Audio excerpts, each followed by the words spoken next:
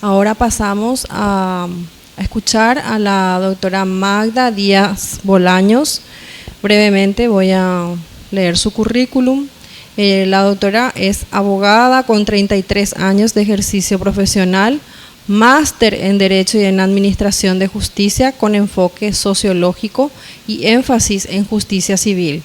Es especialista por la Universidad de Costa Rica en Derecho Comercial y Agrario, posttitulada de la Universidad de Chile en Educación y Ciudadanía. En el Poder Judicial, a la fecha, es jueza de apelación del Tribunal Agrario del Segundo Circuito Judicial de San José. Además, es profesora universitaria e integrante del Consejo Consultivo de la Escuela Judicial de Costa Rica, suplente del Consejo de la Judicatura. Actualmente forma parte de la Comisión de Género del Poder Judicial y es presidenta de la Asociación Costarricense de Juezas. Un gusto, doctora Magda Díaz, bienvenida y la escuchamos atentamente. Gracias, muy buenas tardes. Me uno a las palabras de mi antecesora de dar el agradecimiento por tan cálida bienvenida y acogimiento. Realmente muy intensos académicamente y en otras áreas, pero realmente hermosos. Muchísimas gracias a todas las personas que han hecho posible esto y gracias a ustedes por estar en este panel. Yo pienso que en los paneles de derecho agrario siempre tenemos que estar las que estamos, si no las estamos, porque el tema de la tenencia de la tierra es un tema de mujer. Y ahora vamos a ver unos datos. Yo he aprendido en esta causa feminista y en esta lucha que la única forma de validarnos es con números, porque tenemos que demostrar el doble, tenemos que protestar, o como temprano conversaba con esa, tenemos que golpear la mesa. Y el cómo es que para esto también tenemos que hacerlo. O sea, para el mínimo de nuestros derechos humanos tenemos que golpear la mesa. Y nosotras, que somos personas jurídicas, que estamos vinculadas al ordenamiento jurídico y a que esas normas se cumplan, no vamos a golpear la mesa, vamos a golpear las teclas del computador. ¿Cómo lo hacemos? Un poco la perspectiva que quiero darle a esta intervención, que me puse mi cronómetro, porque si no, también me voy a pasar, porque me gusta mucho hablar, y vamos mejor a aprovechar discutiendo y conversando sobre algunas cosas, cómo nosotras podemos, precisamente eso, golpeando la tecla, hacer que podamos garantizar el acceso a las mujeres a la tierra. Particularmente la mujer rural está en una condición que no está cualquier otro tipo de mujer. En el documento que preparé para esto, van a encontrar algunos aspectos más sobre el tema de la sentencia, de lo que significa las sentencias con perspectiva de género y también algunos ejemplos más de algunos temas que también la doctora tocaba sobre leyes, y les pongo ahí un ejemplo ahora ahí medio se los voy a citar, para que podamos reflexionar más profundamente de la realidad de la mujer rural y lo que podemos hacer desde. Este es un documento que me encontré, el más reciente, de la ACNUD y de ONU, es un estudio de 2020. Entonces nos dice que las cifras mundiales de acceso, ojo, y vean qué interesante, nos dice acceso, uso, control de bienes productivos, que son muy precisas, no sabemos si son o no son. Lo sugerido es que las mujeres poseen sistemáticamente menos tierra que los varones. El único número que siempre hemos movido es que las mujeres somos menos del 1% de la propiedad privada del mundo. ¿Qué significa? Podemos ser propietarias, pero de propiedad conyugal. Y ustedes me dirán, ay sí, yo tengo una casa, sí, cuando estoy con él o con ella. Ah, pero resulta que cuando me divorcio soy dueña de la mitad de qué, y nadie vive en la mitad de una casa, y con la mitad del carro. Entonces, en este específico se habla de que las mujeres por lo menos se calcula que poseen menos del 13% de la tierra agrícola. Y dice el estudio, y puede variar por región. O sea, no es que podamos asegurar que en Costa Rica o en cualquiera de nuestros países el 13% de la tierra agrícola rurales de mujeres, ese es un numerito global aproximado, 180 países estudiados y 164 reconocen explícitamente los derechos de la mujer, pongan otra vez atención, a poseer, a usar, ojo, a tomar decisiones y a utilizar la tierra como garantía de equidad de condición de los varones. ¿Por qué? Porque yo puedo tener tierra. Puedo tener tierra en mi nombre. Pero ¿quién dice que yo puedo usarla? Dice que yo puedo disponerla. Nadie se lo garantiza. Regidas por el sistema patriarcal, no hay ninguna garantía. En la siguiente filmina vamos a ver entonces cómo, más bien la de título, cómo las sentencias con perspectiva de género va a ser una herramienta para garantizar los derechos humanos de las mujeres. O sea, ¿qué es lo que nosotras podemos aportar? Nosotras podemos cambiar el mundo. Pero como una vez, no sé si lo han escuchado, dice que de pellizco en pellizco una hormiguita mata a un elefante. ¿Cómo podemos nosotras cambiar el mundo? Precisamente cada vez que emitimos una sentencia, cada vez que discutimos un caso con un colega o una colega que no sabe cómo abordarlo y empezar a ponernos los anteojos, que eso, cuando hablamos de sentencia con perspectiva de género, se ha convertido en algo muy frecuente. ¿Qué tenemos que hacer? Ver la visión. Cuando nosotros estamos frente a una mujer en condición de vulnerabilidad, nosotros tenemos no solamente verla que es mujer y que es mujer rural, sino al ponernos esos anteojitos, bueno, que nos damos cuenta, tiene otras condiciones de vulnerabilidad, entonces además le sumamos que es mujer indígena, podemos sumar que es mujer migrante, podemos sumar que es una mujer que estuvo privada de libertad y sabemos que esas mujeres piden unas condiciones totalmente diferentes porque son rechazadas totalmente por la sociedad. Podemos ver si son mujeres menores de edad. Entonces, tenemos que ajustar esos anteojos, y quien vio la película de Nicolas Cage del Tesoro Perdido, cuando él mueve los anteojitos de Benjamin Franklin, se va a dar cuenta que esos son los anteojos que tenemos que tener. Y si no, vean la película para disfrutar un rato. Un día muy estresado de trabajo se lo recomiendo. Tenemos que ver con muchos lentes.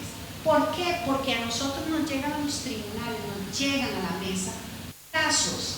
Si todavía usan papel, les llega un expediente. Si es electrónico, es un archivo electrónico, pero detrás de eso hay una historia.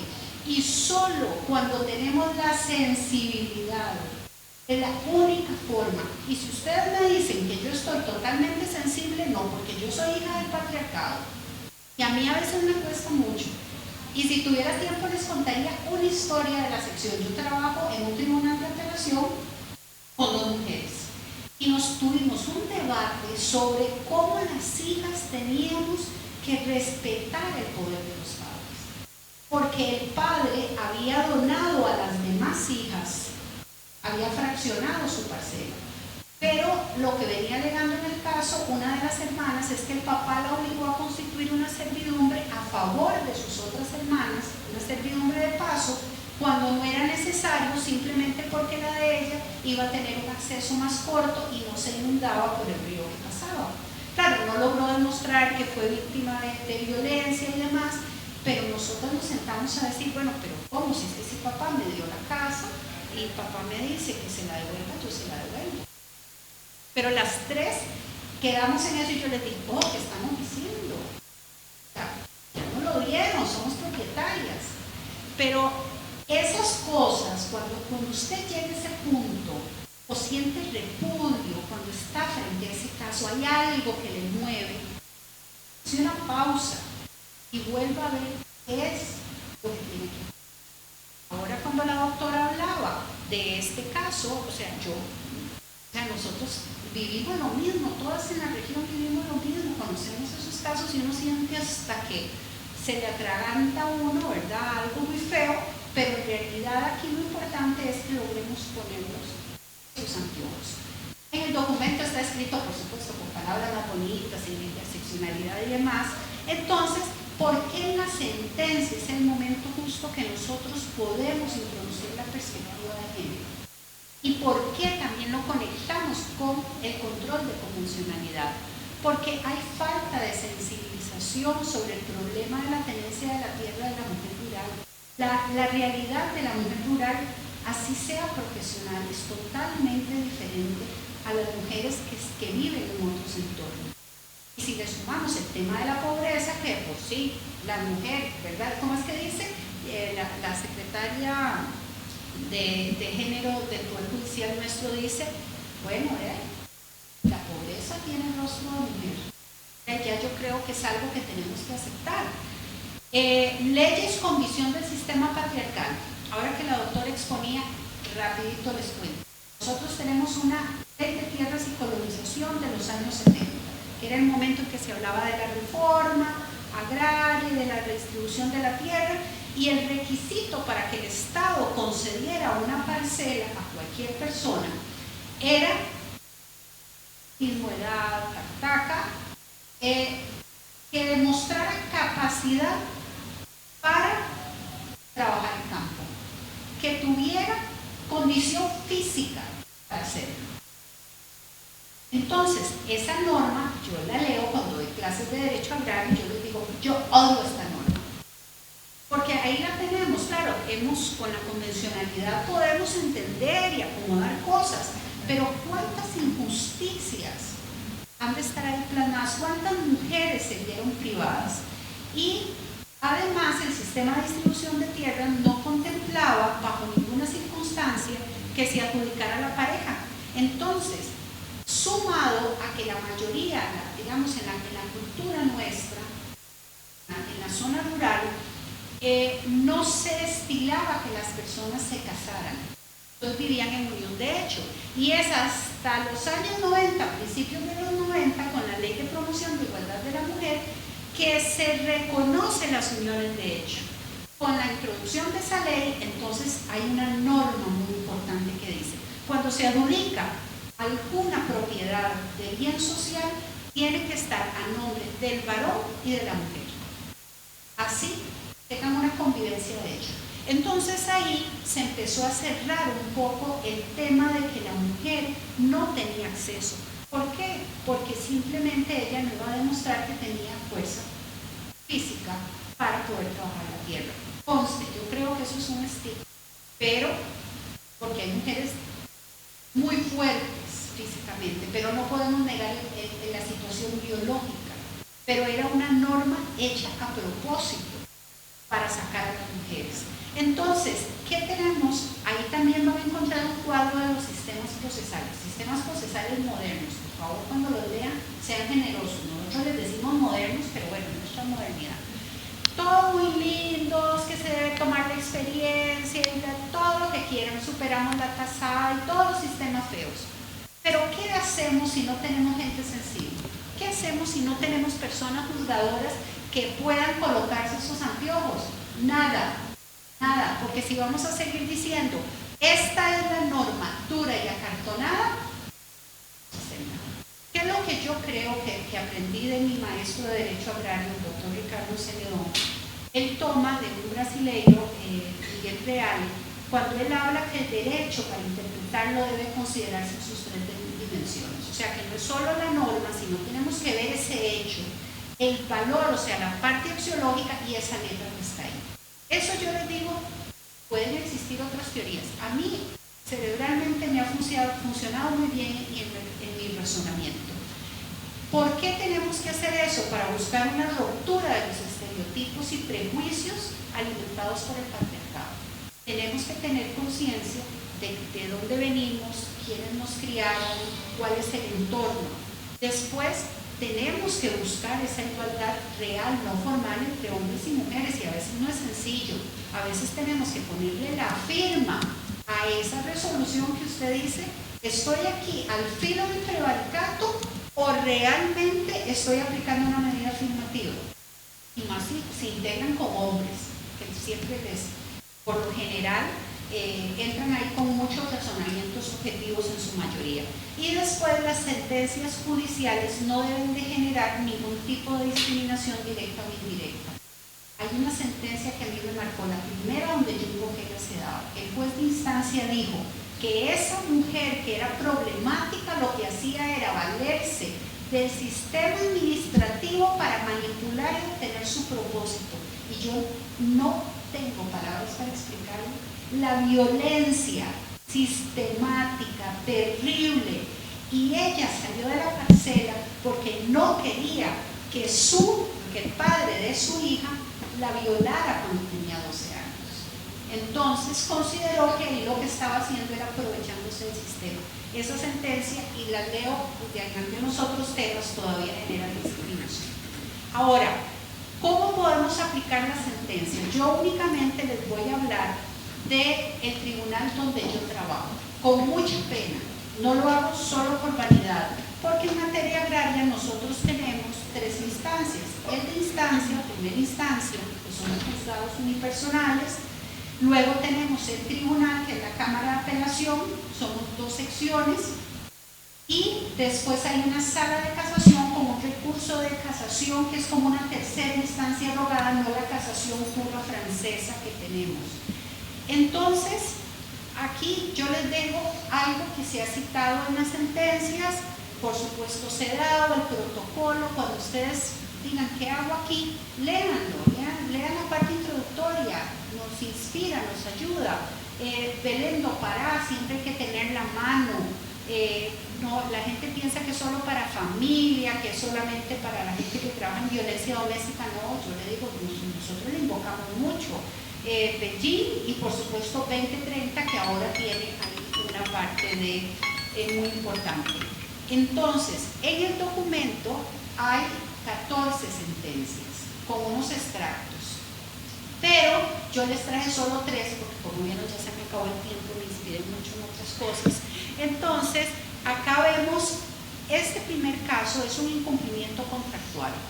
Se analizaba que se había vendido la propiedad, la mujer había firmado también, estaba en copropiedad del varón y de la esposa, pero resulta que en la sentencia no hay nada que hable de la responsabilidad de la mujer, únicamente del varón. Entonces en el tribunal se dice, no, esto se anula porque tiene un efecto discriminatorio al invisibilizar a la mujer como propietaria.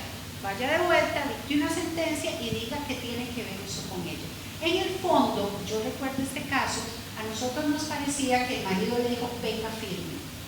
Y ella firmó y no tenía nada que ver en el negocio, pero total después ya le perdimos la pista al negocio. Al caso. Este segundo es un procedimiento administrativo y aquí les explico en cortito. El Poder Ejecutivo tiene un instituto de desarrollo rural y ellos son los encargados de dar estas tierras por medio del contrato de asignación de tierras. Como ellos no tienen un jerarca, entonces de manera impropia, el Tribunal Agrario es el que conoce los procedimientos administrativos cuando se revoca la parcela, o sea, cuando se incumple el contrato, que es muy cuestionado, quedan muy pocas jerarquías impropias, pero ciertamente hay como un interés político como mejor de no tocar eso porque es, digamos, garantista. Entonces, ¿qué ocurre en este caso? Ahí se dan unas discriminaciones, vean, espantosas. Porque yo les conté que en estos contratos las parcelas se tienen que inscribir al nombre del varón y la mujer. Entonces, tenían un abogado, habían incumplido supuestamente el contrato, el abogado renuncia y de la renuncia solo le notifican al varón, adivinen, por Bluetooth iba a darse cuenta la esposa. Entonces, nosotros dijimos en el tribunal, no, ella tiene derecho a ejercer el derecho de defensa, vaya para atrás y ella tiene que ser notificada personalmente. Y hay varios casos que van a encontrar ahí donde piensan que por notificar, cuando son notificaciones personales, que por notificar al esposo, la esposa ya se dejó prender. Y encontramos un caso en que estaban divorciados. El último, que acá les pongo, esto es información posesoria.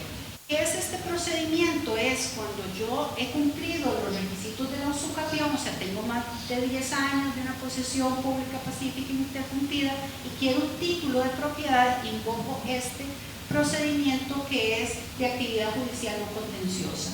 Entonces, acá la mujer quiere hacerlo, y ahí uno de los requisitos es la prueba testimonial, es fundamental en este. El papel decía que quien había comprado la propiedad, o sea, el derecho de posesión había sido la mujer, pero entonces llega un testigo y dice que únicamente, ¿a quién ve usted trabajar? A fulano. ¿Y a quién ve trabajar? Al hombre. ¿Y quién usted ve? Al hombre. ¿Y de quién es? Del hombre. Entonces, en esas cosas que yo les digo que uno cuando la va a firmar tiembla la mano, pero a mí me tiembla de coraje, llegamos y decimos, pero ¿cómo? Si la mujer es aquí invisibilizada totalmente. Si nosotros lo que tenemos es un sistema patriarcal donde la mujer no necesariamente tiene que ir al campo, tenemos muchos casos, es la encargada de procesar, qué sé yo, si es leche, entonces es la que se encarga de que el exceso se haga queso, es la que se encarga con los proveedores. ¿Quién le da de comer a los peones? La mujer. Entonces, todo eso, ¿qué es? Tenemos que ver cuáles son los prejuicios y los estereotipos generados a partir del patriarcado. ¿Cómo podemos saber eso? Como les digo, haciéndonos un examen diario y súper sincero. No tienen que compartirlo ni con sus compañeros o compañeros de sección si trabajan en cámara. Simple y sencillamente saber que está ahí. Y para terminar, decirles, bueno, a la fecha tenemos una falta de oportunidades de las mujeres al derecho a la tierra. El acceso a la tierra provee las posibilidades de tener independencia, autonomía económica. Y vean qué curioso, en la ética de las mujeres, en la ética del cuidado de las mujeres, la mujer no solo necesita dinero para ellas, sino para cuidar a sus familias. Y eso está en muchos, está súper documentado. Permitiría entonces además tener acceso a servicios, a salud, a educación, a vivienda, alimentación, entre otros recursos. Ese punto es desarrollado por el documento que les dije de ONU Mujeres y el otro de 2020. Después, las leyes en general los sistemas procesales no tienen la eficacia para garantizar ese derecho. Por eso es que necesitamos la convencionalidad. Por eso nosotros tenemos que inspirarnos en esos instrumentos. En Costa Rica, la Sala Constitucional ha dicho que aunque no estén ratificados, los instrumentos sirven de principios para interpretar el derecho. Por supuesto, estos que les cité sí los tenemos ratificados, pero esto es un gran paso que nos da. Y para cerrar la brecha generada por la discriminación por el hecho de ser mujer, se deben aplicar diversos documentos internacionales que permiten interpretar el derecho. Nos ayuda a hacer esa masita entre esas lagunas que nos quedan en el derecho, porque la convencionalidad va más adelante, tiene una mirada muchísimo mejor, nos ayuda a interpretar el derecho interno. ¿Y qué hacemos? Nos apegamos a los derechos humanos de la mujer. Muchas